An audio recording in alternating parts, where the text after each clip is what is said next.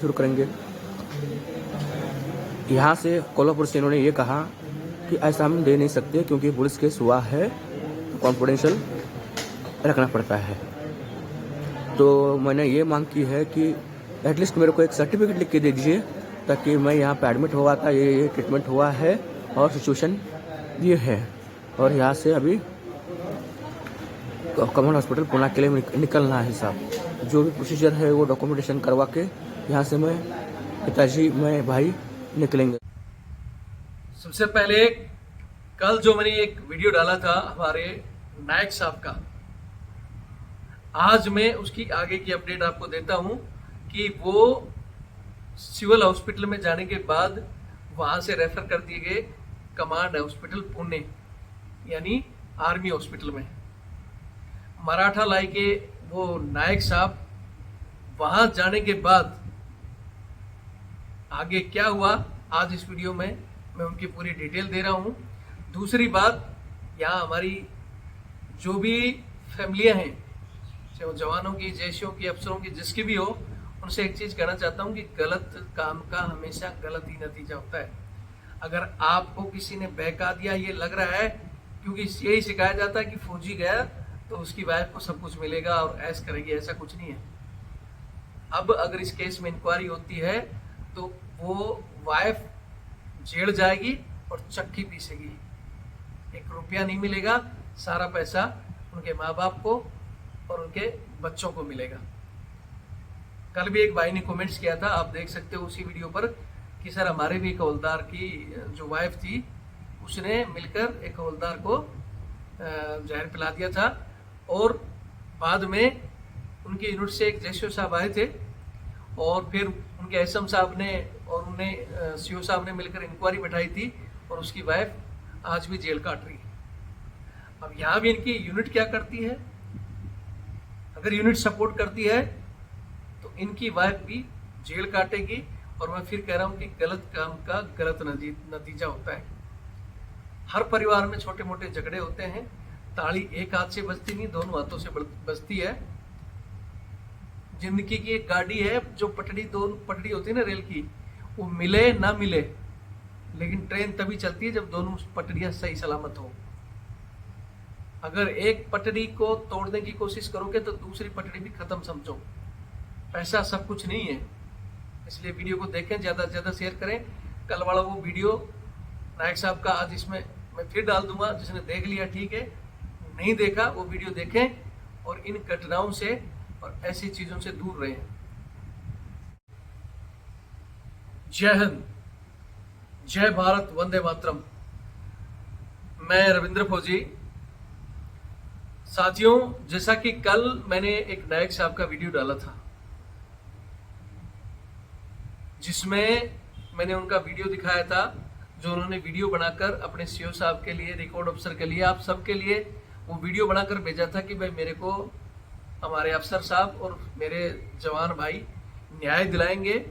और उन्होंने ये भी कहा था कि हो सकता है इस वीडियो के बाद मैं रहूं या नहीं रहूं, क्योंकि रात में वो छुट्टी आए हुए थे और उनके कमरे में रात में उनकी वाइफ और एक और उनकी वाइफ का जो भी कोई उनका क्या रिश्ता था, वो दोनों ने मिलकर जबरदस्ती उसको पकड़कर उसके मुंह में कोई लिक्विड डाला था। हालांकि उसने मुंह बंद करने की कोशिश की तो मुंह दबा के फिर नाक से डाल दिया, और इससे जब वो चिल्लाए, उनके पड़ोसी आए तो वो लोग भाग गए। लेकिन बाद में वो सिविल हॉस्पिटल में और सिविल हॉस्पिटल से बाद में कमांड हॉस्पिटल में पुणे में हमारे आर्मी हॉस्पिटल में पहुंच गए थे। और उन्होंने वीडियो बनाया था बाकायदा कि साहब मैं रहूं या न रहूं, लेकिन मेरे जाने के बाद में अगर जो मेरा पैसा मिलता है वो मेरे पिताजी को दिया जाए और मेरे बच्चों की परवरिश भी मेरे पिताजी करेंगे।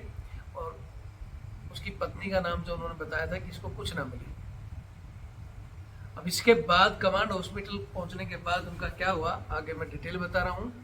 यहाँ एक चीज कहूंगा कि बहुत से उसमें साथियों ने अच्छे कमेंट्स भी दिए हैं।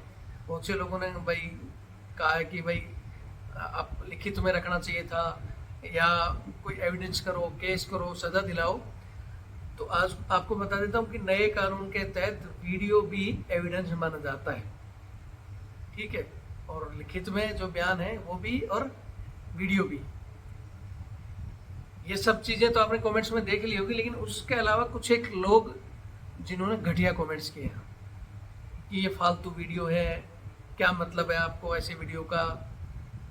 तो मैं उन लोगों को एक चीज कहना चाहता हूँ इस वीडियो में कि एक हमारा सैनिक जिसने 20 साल देश सेवा में दी और एक के घर में अपने ही मतलब वाइफ की गलत नीतियों का शिकार हो गया, तो क्या हमें उसका वीडियो पोस्ट नहीं करना चाहिए था? फौजी भी छोड़ो, अगर किसी सिविलियन के साथ भी ऐसा होता है तो क्या उसके लिए लड़ाई नहीं लड़नी चाहिए? तो ये घटिया कमेंट्स लिखने वाले, सर आप तो आरोपी का बताया करो, आप तो सर ओपीएस का बताओ, पैसा ही सब कुछ है क्या? किसी दिन तुम्हारी भी इस तरह पत्नी छाती पे बैठकर चढ़कर कुछ पिला देगी ना, जो 2-2 3-3 नौकरियां और जिंदगी भर करते हैं तो 1 मिनट में हो जाएगी। तो विषय देख लिया करो, विषय क्या है, अगर उससे रिलेटेड कुछ है तो भैया उसकी सहायता करो, नहीं कर सकते तो नेगेटिव कमेंट्स नहीं दें। बाकी आज के वीडियो में कल आप लोगों ने उन नायक साहब का वीडियो देख लिया होगा। बहुत से लोग कह रहे थे कि शायद नायक साहब बच जाएंगे, बहुत से लोग ये भी कह रहे थे कि नहीं कुछ नहीं हुआ फलाना ढिकड़ा। हालांकि मेरे को कंफर्म नहीं है, लेकिन मेरे पास जो सूचना आई है, एक बंदे ने उनका फोटो वगैरह भी भेजा है, कुछ लोगों ने लिखकर भी भेजा है कि कमांड हॉस्पिटल में जाने के बाद थोड़े टाइम के बाद वो दुनिया को अलविदा कह चुके हैं। अब वो इस दुनिया में नहीं है। अब आगे क्या होता है इस केस में, सेना हमारी क्या एक्शन लेती है? बहुत से केसों में ये केस होने के बावजूद भी उन्हीं वाइफ को सब कुछ दे दिया जाता है। वो कहते हैं कि मामला कोर्ट में जाएगा, जब तक हम तो यही करेंगे, एनओ के वो ही था फलाना निकला। तो अब ये सेना अधिकारियों के ऊपर है, जो भी आगे होगा मैं आगे की अपडेट आपको दे दूंगा, ठीक है। और फिर कहूंगा इस तरह के जो भी हमारी फैमिलियां हैं, इस तरह का कदम उठाओगे तो पछताओगे। ऐसे कल भी एक कमेंट्स भाई ने कर रखा था कि सर हमारे भी यहाँ केस हुआ था कि एक हवलदार को उनकी वाइफ ने इसी तरह किसी के साथ मिलकर जहर पिलाया था, लेकिन उनकी यूनिट ने उनका पूरा सपोर्ट किया, जांच करवाई और वो उनकी वाइफ और वो बंदा आज जेल में है और बाकी बेनिफिट उनके परिवार को दिया गया है। अब यहाँ इनकी यूनिट इनका कितना सपोर्ट करती है वो यूनिट जाने। और ऐसे में कई बार हमने कहा, कल वो वीडियो आपने देख लिया होगा, नहीं भी देखा तो ये वीडियो भी मैं उसमें कल वाला उनका ऐड कर दूंगा, देखें। और एक बार फिर फैमिलियों से कह रहा हूँ कि इस तरह की घटिया कदम उठाकर आप चैन से नहीं बैठ सकते। आपको लगता होगा कि हाँ फौजी चले जाएगा, इसका सारा पैसा मिलेगा और हम ऐश करेंगे, ऐश नहीं करोगे, जेल में चक्की पीसोगे। वीडियो देखें और शेयर करें। राम साहब, मैं Naik Amar Desai, 18 Maratha light infantry, delta company 11 पद। पिछले 20 साल से मैं यूनिट में सेवारत हूँ। मैं अभी फ़िलहाल 1 महीने छुट्टी पर हूँ और कल यानी 18 जुलाई 2024 रात को 22:30 हर्ष पर मैं सोया हुआ था। उस दरमियान मेरी फैमिली ने और एक आदमी, लाइट चली गई थी, उस दरमियान दोनों मिलकर हाथ पैर मुंह सब कुछ बांध कर मेरे को हार्ड पॉइजन मुंह के अंदर डाला गया। मुंह के अंदर डालने नहीं दिया तो मुंह के ऊपर मेरे को मारा है, वो आप देख सकते हैं, वीडियो में दिख रहा है। उसके बाद नाक से डाल दिया। उसके बाद तकरीबन ये सिलसिला चलते रहा 30 से 35 मिनट, 30 से 35 सेकंड तक। मेरे को 2 आदमी हेवी होने की वजह से मेरे ऊपर बैठकर वो पिलाने की कोशिश कर रहे थे। फिर भी मैंने कोशिश करके हाथ पर हिला के छोड़ दो, रिक्वेस्ट किया। मैंने कोई गलती नहीं किया, मैंने किसी का नुकसान नहीं किया। सब कुछ बोलने के बावजूद भी उन लोग मेरे को पॉइजन पिलाने की कोशिश की, पिला दिया। और बाद में उस दरमियान थोड़ा सा मेरे को 1-2 सेकंड का मिल गया। उस टाइम पर मैंने ज़ोर ज़ोर से चिल्लाया, बचाओ बचाओ बचाओ बचाओ करके।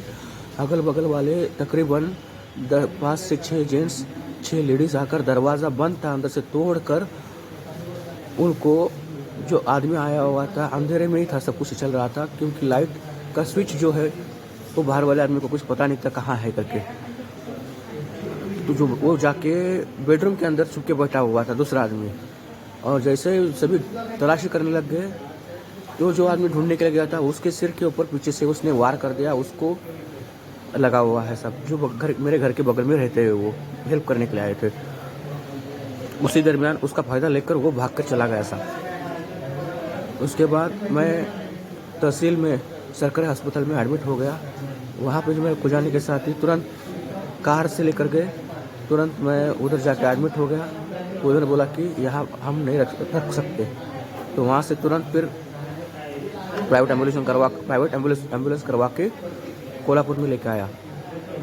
इनका ये कहना है कि अभी प्रोसीजर पूरा होना चाहिए, हम डिस्चार्ज दे नहीं सकते, आपका सिचुएशन क्रिटिकल है, इस सिचुएशन में हम डिस्चार्ज तो देंगे नहीं। तो उनको हमने ये कहा है कि हमारा आर्मी का हॉस्पिटल है, वो भी सेंट्रल गवर्नमेंट है, अभी स्टेट गवर्नमेंट है, जो भी रिपोर्ट्स है वो हमें दीजिए ताकि आपने क्या क्या कार्रवाई किया है वो देखने के साथ उनको पता चल जाएगा वहाँ पे, उसके बाद वो ट्रीटमेंट शुरू करेंगे। यहाँ से कोल्हापुर से इन्होंने ये कहा कि ऐसा हम दे नहीं सकते क्योंकि पुलिस केस हुआ है, कॉन्फिडेंशियल रखना पड़ता है। तो मैंने ये मांग की है कि एटलीस्ट मेरे को एक सर्टिफिकेट लिख के दे दीजिए ताकि मैं यहाँ पे एडमिट हुआ था, ये ट्रीटमेंट हुआ है और सिचुएशन ये है, और यहाँ से अभी कमल हॉस्पिटल पुणे के लिए निकलना है साहब। जो भी प्रोसीजर है वो डॉक्यूमेंटेशन करवा के यहाँ से मैं पिताजी मैं भाई निकलेंगे साहब। और इसके बाद यदि मेरे को कुछ हो जाता है, सिचुएशन तो क्रिटिकल बोला है साहब, बचना 100% मुश्किल है साहब, मैं तो बचूंगा नहीं। ये तो रिपोर्ट से और उन्होंने ये भी टाइम लगेगा बोल रहे, बट ऐसा डायरेक्टली नहीं बोला है, तो मैं समझ गया साहब। तो कृपा करके मेरा एक विनती है आपसे, जितने भी बेनिफिट्स फाइनेंशियली बेनिफिट्स है वो मेरे पिताजी Bhimgonda Ramgonda Desai benefits financial benefits Bhimgonda Ramgonda Desai को मिलना चाहिए। तेजस्विनी देसाई को बिल्कुल 1 रुपये भी नहीं मिलना चाहिए साहब। उन्होंने मेरे को 2 बार जान से मारने की कोशिश की है, तो उनको मैं 1 रुपये भी देना नहीं चाहता हूँ। और रहे बच्चे की बात, मेरे 2 बच्चे हैं, आदित्य अमर देसाई जो 4th क्लास में है, न्यू होराइजन स्कूल और नाम में पढ़ता है CBSE पैटर्न, और पूर्वा अमर देसाई जो कि UKG में पढ़ती है, वो भी न्यू होराइजन स्कूल में पढ़ती है।